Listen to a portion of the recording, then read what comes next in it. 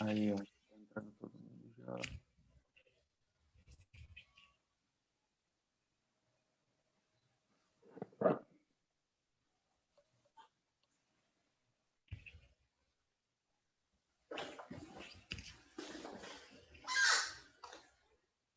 Gente, bom dia.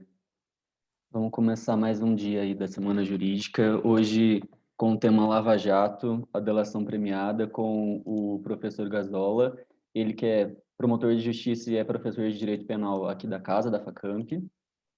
E vocês não se esqueçam, por favor, de mandar numa única mensagem para a DCE Gabriela o nome completo, ano, curso e RA no perfil dela no chat do Zoom. E tendo alguma pergunta também, pode mandar para ela no privado, ou se vocês quiserem, no final da palestra, vocês podem abrir o microfone também, sem problemas.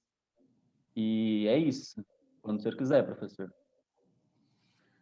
Bom dia, João. Bom dia, Gabriela. Eu agradeço inicialmente ao convite do DCE para que pudesse conversar com vocês nesta manhã.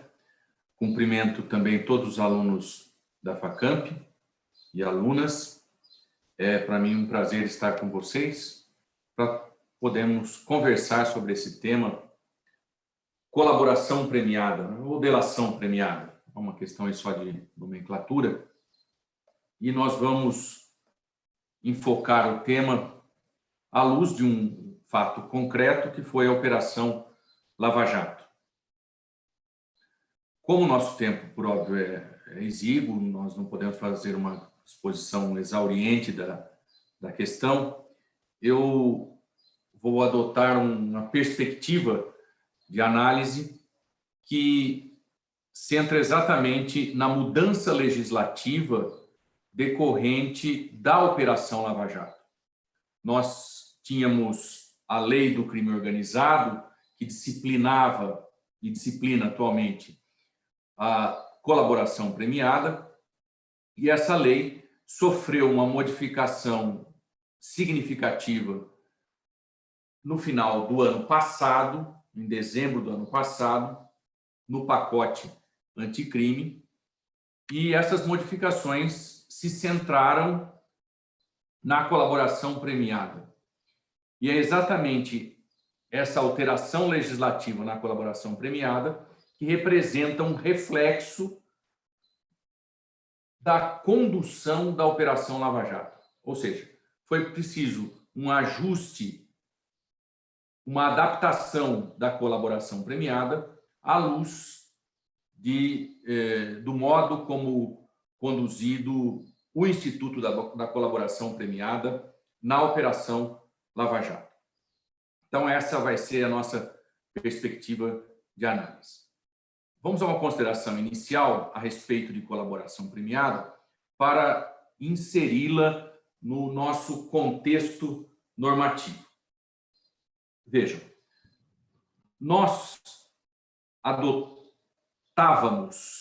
com uma perspectiva quase absoluta o princípio da obrigatoriedade na propositura da ação penal. O que isso quer significar? Que a polícia, os órgãos de investigação, a Polícia Civil, Polícia Federal, a polícia e o Ministério Público, diante da ocorrência de um crime, tinham a polícia o dever de investigar e o Ministério Público o dever de denunciar.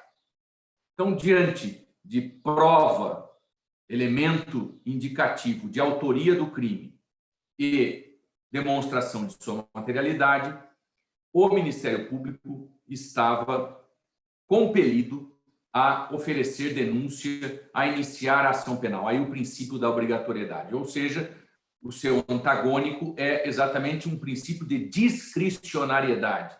Mesmo diante da identificação de elementos de autoria e de materialidade, o promotor de justiça, o procurador da República poderiam entender que não seria conveniente a propositura da ação penal. Não era essa a perspectiva, exatamente como dizíamos, o princípio da obrigatoriedade, prova de materialidade, elemento indicativo de autoria, obrigatório o início da ação penal. Muito bem. No curso dessa ação penal, também o Ministério Público não poderia dela desistir. Então, obrigado a iniciar a ação e obrigado a prosseguir na ação. O recurso, se o Ministério Público manejasse o recurso diante do processo, não poderia dele desistir também. Não era obrigado a recorrer, mas, se recorresse, não poderia desistir do recurso. Bem, essa é uma perspectiva, então, de uma postura em relação à instituição do Ministério Público e das polícias, no sentido de limitar o espaço de atuação e limitar a possibilidade de se fazer política criminal. A Constituição Federal de 88, no artigo 98, inciso 1º, institui ali os juizados especiais. E entre as perspectivas dos juizados especiais, notadamente o juizado especial criminal, vem uma perspectiva negocial, ou seja, a possibilidade de transação penal. E aí nós passamos a dar os primeiros passos no sentido de o órgão acusador, o Ministério Público, poder estabelecer acordos que ou evitariam a propositura da ação penal ou suspenderiam o curso da ação penal. Passamos, então, a caminhar no sentido de uma justiça negociada, de uma justiça criminal negociada. É nesta perspectiva de justiça penal negociada que se coloca mais adiante esse momento que vivemos de colaboração premiada. Há institutos outros que caminham no sentido da justiça negociada. Recentemente, também no pacote anticrime, o acordo de não persecução penal.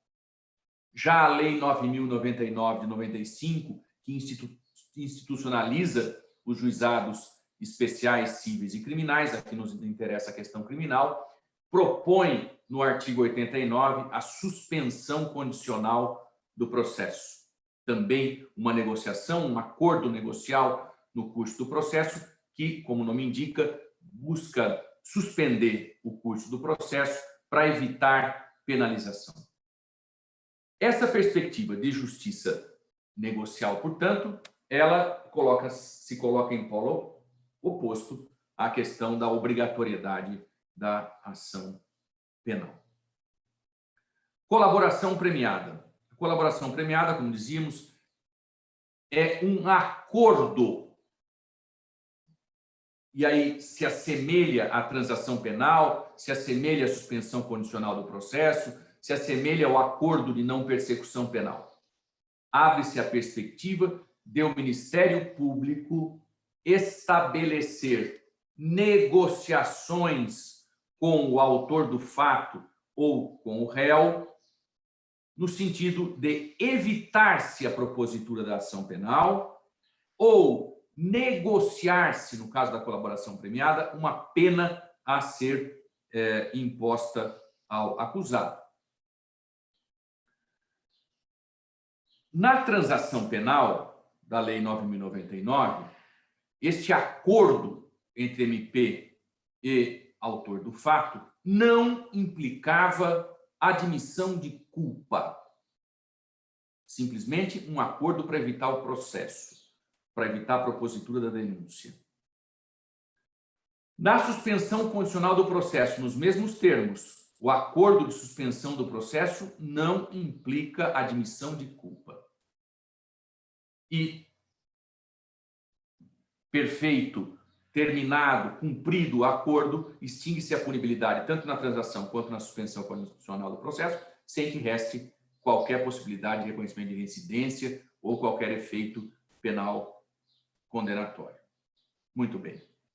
No acordo de não persecução penal, do pacote anticrime, já se exige como requisito para que se estabeleça esse acordo a confissão do acusado ou a confissão do investigado.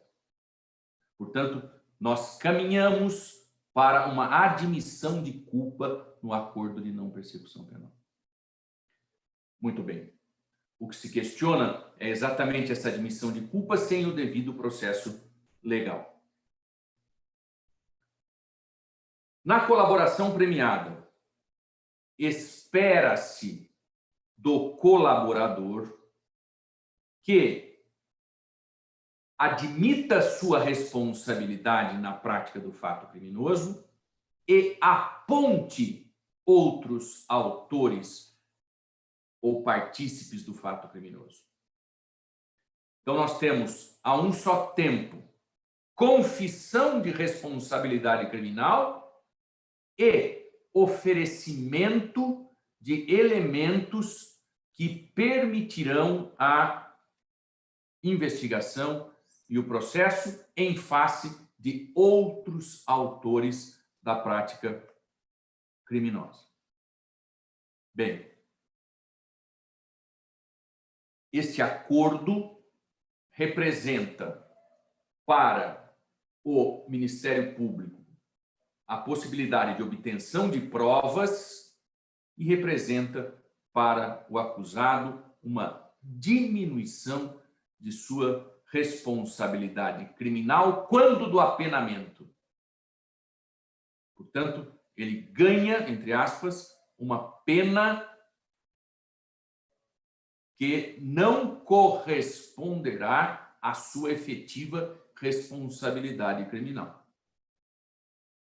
Vamos, então, colocar alguns questionamentos aqui quanto à colaboração premiada, como esse negócio jurídico que se faz entre o MP e o investigado ou acusado. Primeira questão é do ponto de vista, está centrada na questão moral, na questão ética. É ético delatar? Nós temos, ao longo da história, uma visão extremamente negativa em relação ao delator, ao traidor daquele seu companheiro. O ponto a se observar em defesa ética da colaboração premiada é que o delator, ele, com sua delação, com sua colaboração, trará prejuízos no sentido punitivo para aquele que ele delata, aquele a quem delata, mas o faz no benefício da sociedade. Então, a colaboração premiada, ela é prejudicial, num certo sentido, ao delatado, mas ela é útil, ela interessa à sociedade diante da perseguição criminal, da persecução penal. Então, a eticidade, a moralidade da colaboração premiada encontraria raízes no sentido de que ela auxilia a sociedade na defesa em face dos criminosos. É evidente que entre colaborador e delatado há uma traição. E aí fica o julgamento moral em relação a colaborador e delatado. A pergunta ainda que se sobrepõe é: haveria moralidade entre criminosos a ser preservada? São só pontos, não estou aqui a tomar posição. Uma outra questão, e essa diz muito de perto com a teoria do crime e a teoria da pena, é que o colaborador, conforme nós dissemos, ele recebe como benefício uma diminuição, vamos colocar de maneira genérica, uma diminuição da resposta penal, um abrandamento da resposta penal. Esse abrandamento da resposta penal pode vir por meio de uma pena menor, em quantidade de pena, em qualidade de pena, em benefícios de progressão, na não propositura da ação penal em certos casos. Ora, Nós temos como um princípio no direito penal que a pena ela deve guardar proporcionalidade com o mal cometido, com a ofensa representada pelo crime. Ou seja, temos aí a medida de culpabilidade. A pena deve representar uma medida da culpabilidade do réu, da responsabilidade criminal do réu. Ora, se negocia a pena, e por óbvio, se negocia no sentido de abrandá-la, em troca de informações que o réu vai passar, nós temos um comprometimento nessa proporcionalidade entre responsabilidade criminal do réu e sua culpabilidade. É assim que nós identificamos na Operação Lava Jato réus a que foram imputados diversos crimes de corrupção, de lavagem de dinheiro, cujas penas somadas ultrapassariam a dezena de anos e acabaram em pouco tempo em prisão domiciliar. Prisão domiciliar que sequer cabível nos termos da Lei de Execução Penal àquele réu, porque a prisão domiciliar tem requisitos que não se coadunavam com a situação de vários empreiteiros que lograram prisão domiciliar. Ou seja, nós notamos, então, um grande descompasso entre a responsabilidade criminal do acusado e a resposta que o Estado lhe entregou. O que pode assinalar no sentido de um descrédito da justiça criminal, de um descrédito, de uma descrença na resposta penal e, portanto, no poder intimidatório da sanção penal. Passa-se a mensagem à sociedade de que se pode delinquir, em um certo sentido, e, ao depois, se alcançar, por meio da negociação, uma resposta penal menos severa a apontar para as vantagens da prática criminosa. Portanto, a pena seria atingida no seu aspecto de prevenção, já que não sinalizaria para a sociedade exatamente essa certeza da sanção proporcional à prática do delito.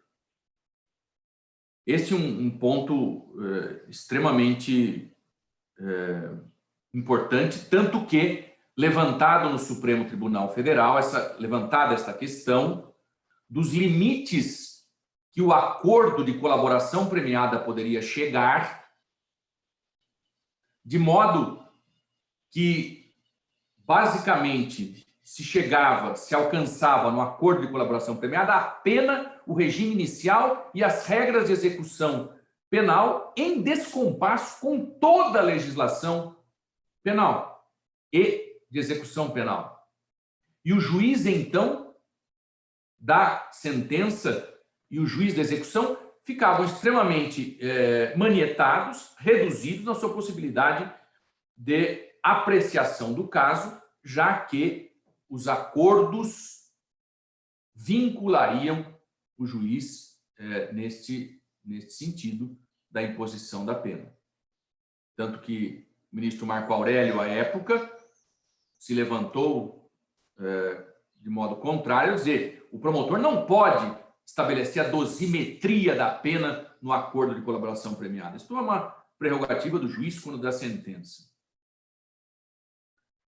Aqui é preciso observar, do ponto de vista de política criminal, que muitos desses acordos de colaboração premiada podem ter sido possíveis exatamente pelo modo mais liberal, magnânime, na concessão desses benefícios, destas penas mais reduzidas. De sorte que os acordos se tornaram extremamente atrativos para o réu, para os réus, para os acusados, para os investigados, já que receberiam uma resposta penal extremamente desproporcional às imputações que lhes eram feitas. Bom, diante desses problemas e de outros que alinhavam na sequência, é que nós vamos ter a resposta do pacote anticrime. Uma outra questão que a Lava Jato nos trouxe está ligada ao modo como obtida a colaboração premiada. Se ponderava e se pondera que a colaboração premiada obtida com o réu ou o investigado presos mediante prisão temporária ou prisão preventiva, portanto, prisões cautelares, nós teríamos um colaborador coagido. E por que coagido? A sua vontade, coação dos vícios da vontade, portanto, a comprometer o ato jurídico, e porque coagido, essa colaboração não teria validade. Veja, o que é preciso ponderar aqui é o seguinte: não se pode partir de um absoluto de que toda colaboração premiada obtida com o acusado ou investigado presos resultariam em uma colaboração com vontade viciada e, portanto, nula. O que se deve buscar é a identificação de se a prisão atendia, prisão temporária ou prisão preventiva, atendiam aos requisitos estabelecidos na legislação processual penal para a sua determinação. Então, há casos em que a prisão é necessária, e se necessária, ela vai estar estribada na lei de prisão temporária e no Código de Processo Penal para prisão preventiva. Portanto, prisão necessária, prisão legal, não há nenhum impedimento no reconhecimento de uma colaboração escoimada de vícios se o investigado estivesse preso. Agora, a situação em que se prende para obter colaboração premiada, evidentemente, nós temos aí uma ilegalidade, uma inconstitucionalidade, já que a Constituição Federal, como corolário do princípio da presunção de inocência, estabelece a excepcionalidade da prisão antes da sentença penal condenatória transitada em julgado. Aí sim, se prende para obter confissão e colaboração, nós temos uma colaboração eivada de vícios, de nulidades e, portanto, a comprometer toda a prova sucessiva. Um outro ponto a se destacar é a perspectiva do judiciário diante da colaboração premiada. A colaboração deve ser homologada pelo juiz. Agora, essa homologação não deve ser ato automático.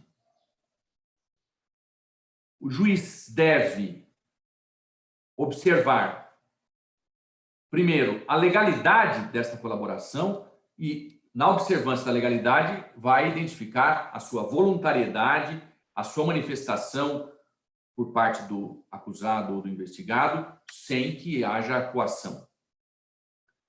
Segundo, o juiz deve zelar por essa ponderação entre os benefícios que se entregam ao investigado ou acusado e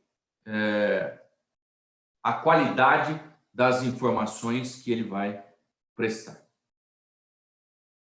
Portanto, não é um ato automático.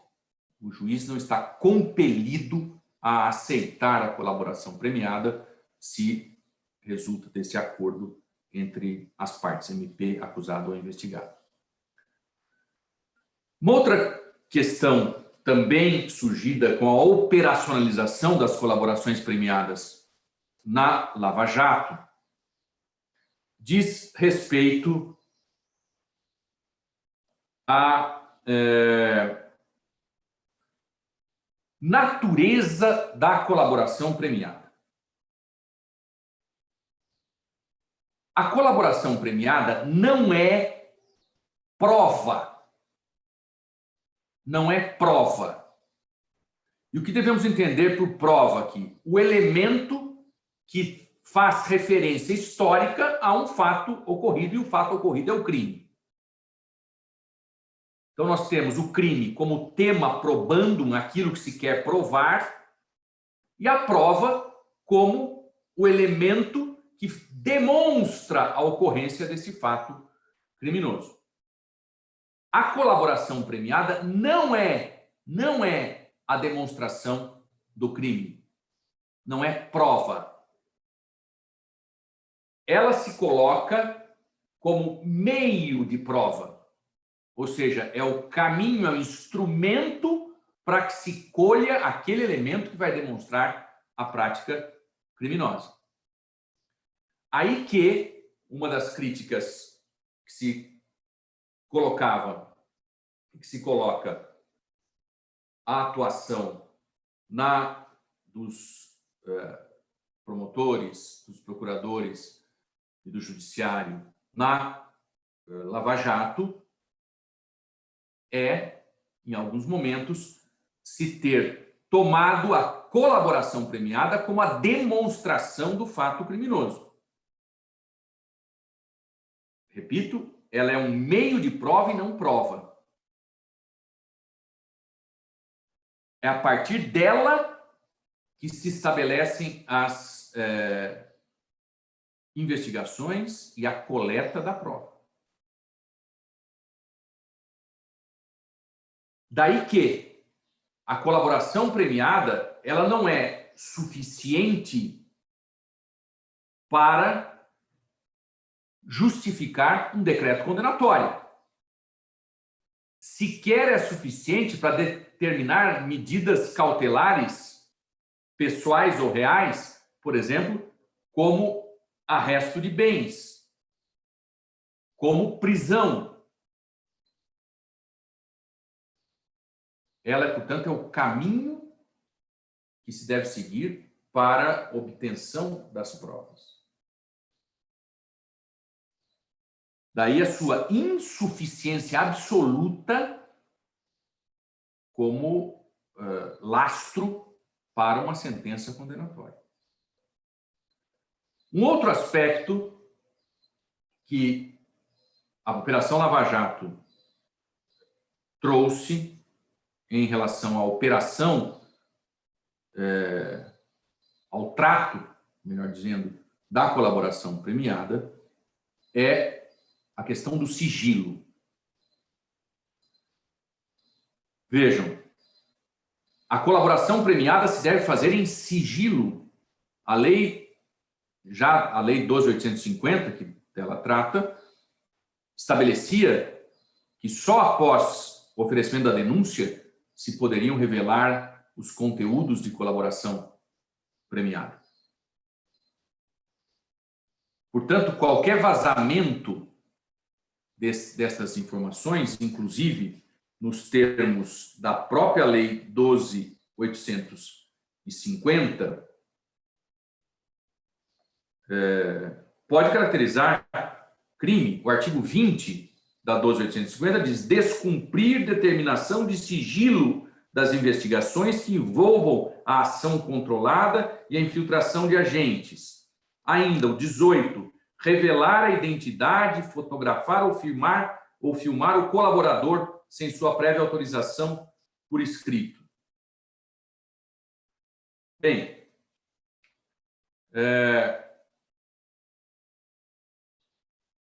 já se sabe, desde o Código de Processo Penal, o sigilo das investigações no inquérito.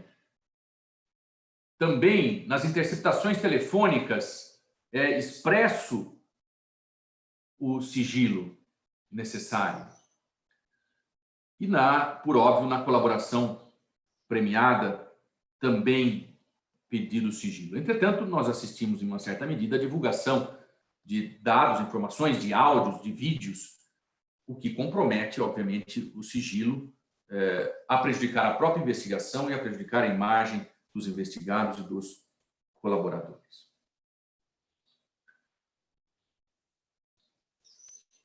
Diante desses pontos que eu levantei,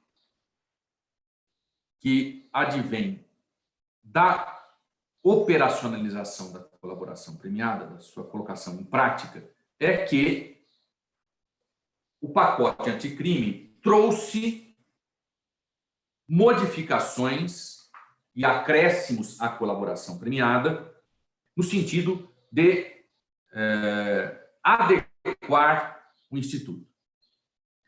É assim que hoje o artigo 3º-A da Lei 12.850 diz: o acordo de colaboração premiada é negócio jurídico processual e meio de obtenção de prova que pressupõe utilidade e interesses públicos.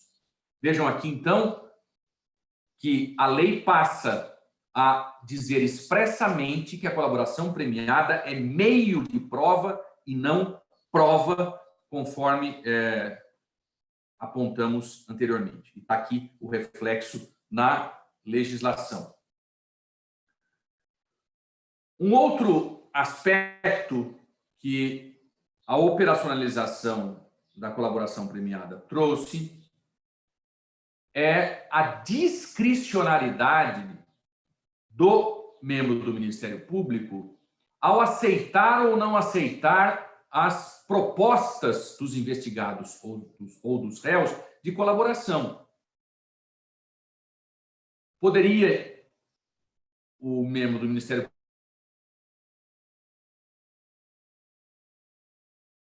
réu, de sorte a prejudicá-lo no curso da propositura da ação penal, porque resultaria ele uma pena mais elevada.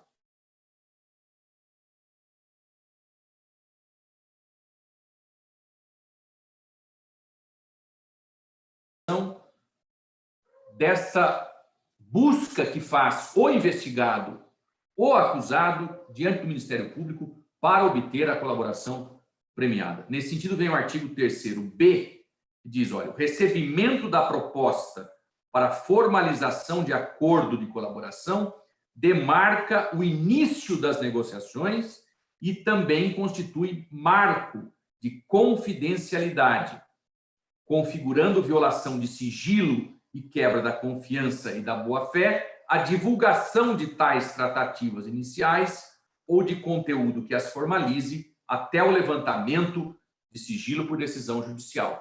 Então, aqui, nesse artigo 3º-B, nós temos dois aspectos importantes. O investigado ou acusado podem dar início a uma perspectiva de colaboração premiada ao terem a iniciativa de proporem o acordo. Não ficam à mercê do órgão acusatório procurá-los para o acordo. Segundo, o aspecto que frisamos, a questão da confidencialidade e a questão do sigilo. Portanto, toda essa negociação se deve dar em sigilo. Toda a colaboração premiada, todo o acordo só vai ser revelado depois de levantado o sigilo. Esse artigo 3º-B minudencia toda a questão em vários parágrafos, do 1º ao 6º. Um outro aspecto importante vem no artigo 4º, parágrafo 4º, que foi acrescido, diz o seguinte: o Ministério Público poderá deixar de oferecer denúncia se a proposta de acordo de colaboração referir-se à infração de cuja existência não tenha prévio conhecimento. O que ocorre aqui? Um dos desvios da Operação Lava Jato foi, talvez, ter recebido informações as quais já possuía e oferecer benefícios a colaboradores, entre aspas. Portanto, o parágrafo 4º afirma que o benefício do não oferecimento da denúncia só pode se dar se o Ministério Público não tinha informações a respeito daquele crime, para evitar as duplas, triplas colaborações. Então, já há elementos suficientes a respeito da existência, da materialidade do crime, de sua autoria, e mesmo assim se admitem colaboradores para dizer aquilo que já foi dito. Aí, então, o parágrafo 4º sublinha essa restrição do benefício evidente àquelas situações em que o Ministério Público não tem prévio conhecimento da infração. E o parágrafo 4º-A é uma norma explicativa, diz, olha, considera-se existente o conhecimento prévio da infração quando o MP ou a autoridade policial competente tenha instaurado inquérito ou procedimento investigatório para apuração dos fatos apresentados pelo colaborador. Então, já há inquérito, já há investigação em curso, e como, então, que se vai admitir aquela colaboração? Fica a evidência que se pretende conferir um benefício àquele colaborador na desproporção que haverá, então, entre prática criminosa e resposta penal. Um outro ponto que havia destacado, que a Operação Lava Jato acabou por revelar a necessidade de uma modificação legislativa, é exatamente o excesso de benefícios que se concederam a alguns colaboradores, a desvirtuar toda a sistemática, toda a estrutura penológica do nosso Código, da nossa Lei de Execução Penal. Desse modo, hoje se estabelece, por meio do pacote anticrime, no artigo 4º, a que fazia referência, o parágrafo 7º nos diz o seguinte: realizado o acordo, serão remetidos os autos ao juiz para análise. O termo de acordo, as declarações do colaborador e cópia da investigação, devendo o juiz ouvir sigilosamente o colaborador, acompanhado de seu defensor, oportunidade em que analisará os seguintes aspectos da homologação: regularidade e legalidade, conforme já dissemos, e inciso 2, que nos interessa aqui: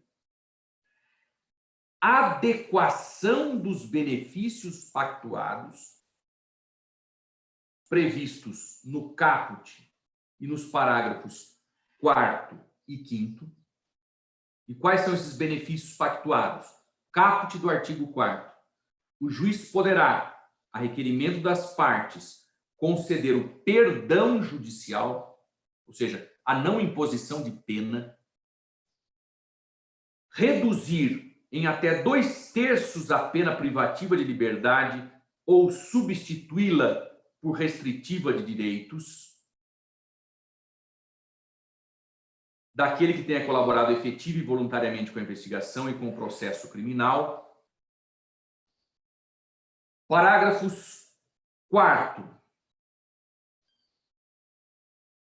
O não oferecimento de denúncia.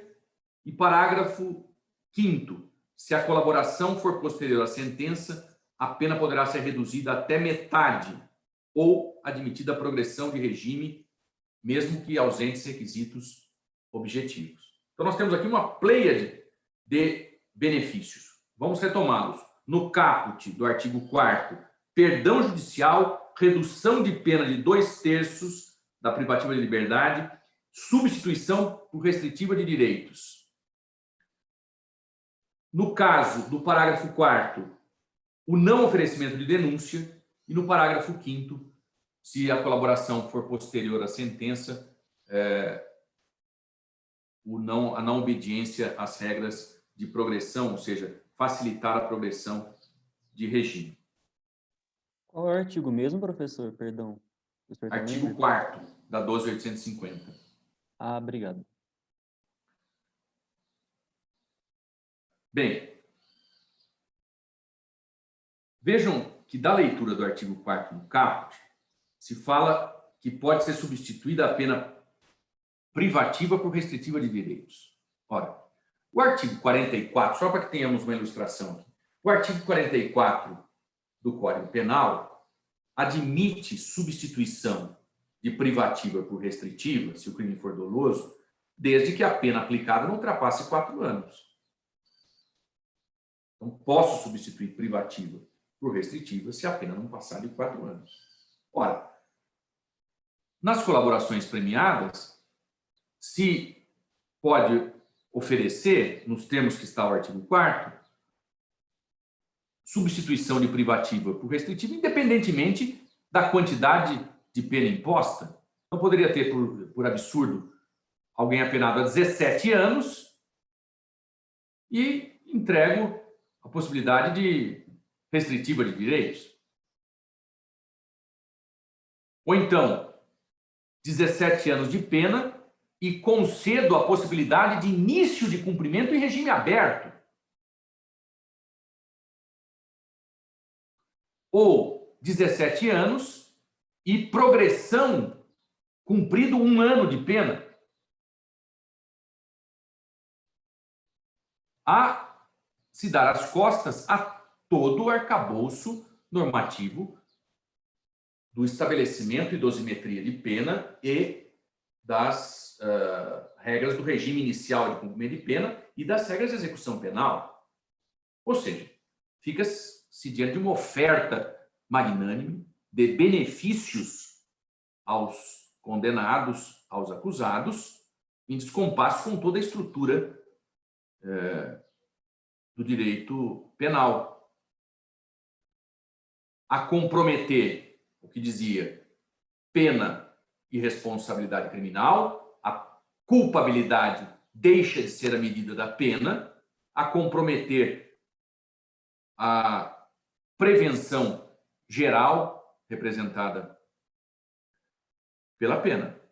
É assim que nós devemos ler, então, agora, o inciso 2, acrescido ao parágrafo 7º, no pacote anticrime. Diz lá, o juiz deve verificar a adequação dos benefícios pactuados àqueles previstos no caput e nos parágrafos 4º e 5º desse artigo, sendo nulas as cláusulas que violem o critério de definição do regime inicial do cumprimento de pena, nos termos do artigo 33 do Código Penal. Ora, o que diz o artigo 33 do Código Penal? Pena até 4 anos, o regime pode ser aberto. De 4 a 8, semiaberto, acima de 8, fechado. Então, vejam, exatamente para evitar aquela situação que se impõe uma pena maior que 8 anos e se concede ao réu regime aberto, hoje o inciso 2 diz que é nulo esse acordo. Ou seja, se deve obedecer ao artigo 33. Até 4 anos aberto, de 4 a 8 semiaberto, acima de 8 fechado. E mais, O artigo 33 combina a quantidade de pena com a reincidência. É até 4 anos aberto se não for reincidente. Se for reincidente, tem que ser o fechado ou o semiaberto. De 4 a 8 é o semiaberto se não for reincidente. Se for reincidente, é o fechado. Portanto, há uma limitação aqui às negociações. Também, o inciso 2 diz que são nulas as cláusulas que desrespeitem as regras de cada um dos regimes. Regras de progressão. Regime aberto, regime fechado, regime semiaberto. E o modo como se vão cumprir. Então, eu não posso ter agora alguém condenado em regime fechado em prisão domiciliar.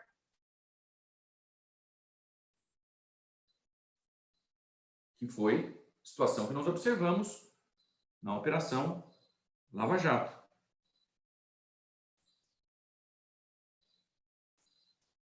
Está clara a ideia? Então, vejam, está aqui demonstrada, né, nestas várias modificações legislativas, as correções de rumo que o pacote anticrime pretende impor àquilo que se verificou na Operação Lava Jato. Um comentário final sobre uma perspectiva política e não propriamente jurídica. Estes excessos nitidamente identificados se afirmam diante da necessidade que os operadores da Lava Jato se deram na condição de atores políticos. E aí, se justificariam como atores políticos a revelação de sigilo para manutenção da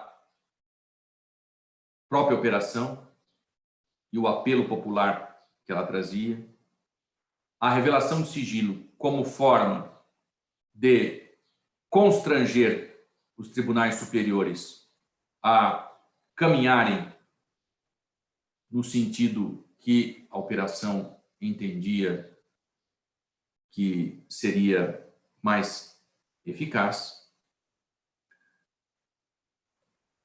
Acordos extremamente benéficos a alguns colaboradores, porque em relação a eles se obteriam elementos de prova que incriminariam determinados réus, diante dos quais havia interesse político em colocá-los em situação de desprestígio na seara sociopolítica.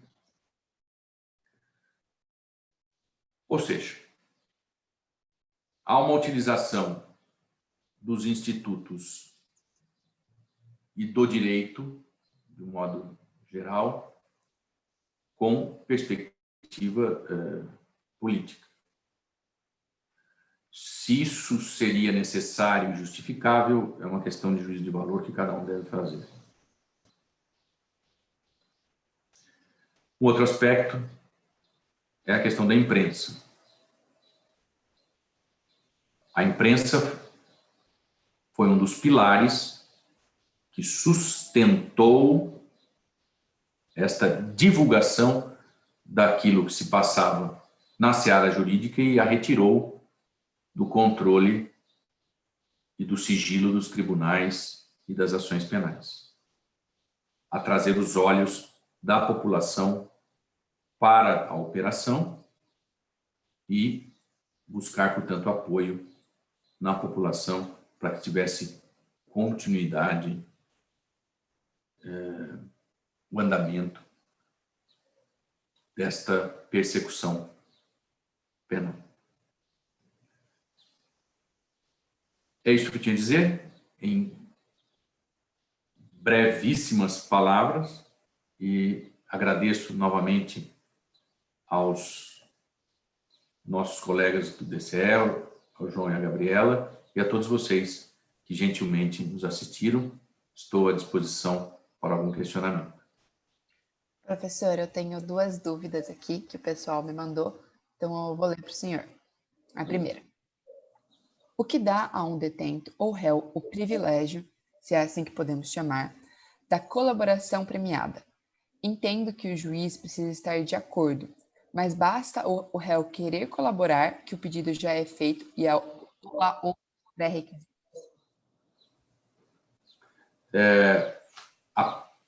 A própria lei estabelece requisitos no artigo 4º para que essa colaboração seja admitida.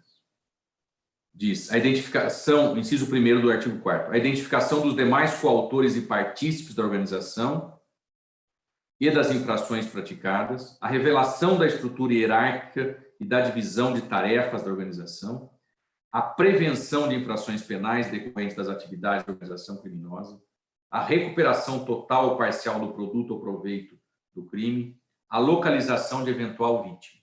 Então, veja, o investigado ou acusado deve acenar com informações que permitam se alcançarem esses resultados. Numa situação preliminar, esta colaboração não vai ser admitida só diante da manifestação de vontade de colaborar. Nós vamos ter aí tratativas e nada impede que se façam investigações iniciais para que se chequem se aquelas informações passadas são viáveis para que se alcancem esses resultados. Se as informações forem imprecisas, vagas ou mentirosas, foi uma das situações identificadas na colaboração do Palotti, né? Não se vai admitir, obviamente, o ato de colaboração. Certo, professor, agora eu vou ler uma pergunta que fizeram aqui. Professor, num cenário atual de desmantelamento processivo da Lava Jato, como o senhor avalia sua atuação nos últimos anos? Qual o saldo das operações, tendo em vista a manutenção do Estado de Direito no Brasil? Vejam, aqui nós temos um julgamento sociopolítico da Operação Lava Jato, né? Vou procurar uma resposta mais técnica e colocando uma condicionante. Se admitido que os meios políticos, não conseguiam, pela sua própria estruturação e comprometimento, não conseguiam dar cobro, fazer frente à corrupção generalizada entre empreiteiras e o Estado, representado aí pelos governos, né? Esta ligação promíscua entre empreiteiras, grandes empresários e governos, comprometimento do legislativo, em parte do judiciário, com essa estrutura corrupta, a Operação Lava Jato, ao desconsiderar vários institutos de direito penal, de processo penal e princípios constitucionais, tomou uma bandeira política e se valeu do próprio direito para cumprir uma função que caberia aos políticos, mas que, porque comprometidos, não tinham condições de viabilizá-la.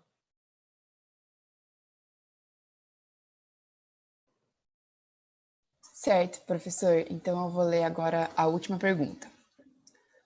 Na sua opinião, professor, nossa política investigativa é bem aparada? O que me parece, principalmente após a Lava Jato, é que ela não faz suficiente, muito por conta do grande número de colaboradores aprovado, indicando a falta de informação policial acerca dos crimes dos quais eles têm conhecimento. Esse desfalque da política investigativa, então, seria uma realidade? É polícia investigativa, não é? Vou escrever errado. Polícia, perdão. Entendi. A resposta é curta. O principal problema é recurso. As nossas polícias estão desestruturadas por falta de recurso, de investimento. Então, nós não temos capacidade operacional por falta de funcionários e por falta de material para a investigação. Então, falta estrutura humana e material para as investigações. Há vários crimes para serem enfrentados, mas há uma precariedade material e humana para que se levem a cabo essas investigações. Muito bem, professor, muito obrigado. A gente deu aí estamos chegando a 1 hora de live, mais de 80 pessoas ficaram fixas aqui assistindo, chegamos a mais de 100. Falando em direito penal, a galera gostou bastante. E a gente agradece bastante por o senhor ter topado, a gente agradece muito também a Facam por ter disponibilizado os alunos de direito para virem para as palestras. E a gente espera que a gente repita essa dose aí numa próxima.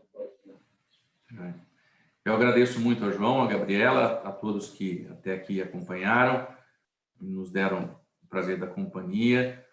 Um abraço a todos e até a próxima. Até. E amanhã, no mesmo horário, tem mais, gente. Semana Jurídica.